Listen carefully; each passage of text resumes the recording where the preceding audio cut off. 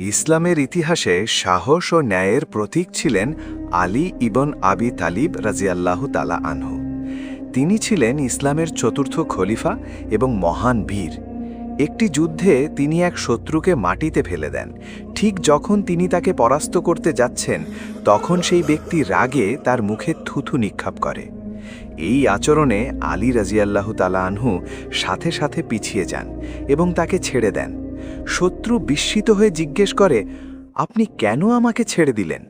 তিনি উত্তরে বলেন, আমি আল্লাহর সন্তুষ্টির জন্য যুদ্ধ করি, কিন্তু তুমি যখন আমার মুখে থুথু নিক্ষেপ করলে তখন আমার মনে ব্যক্তিগত রাগ জন্ম নিল। আমি চাইনি ব্যক্তিগত রাগের জন্য তোমাকে আঘাত করি। এই মহৎ আচরণে শত্রুর হৃদয় নরম হয়ে যায়।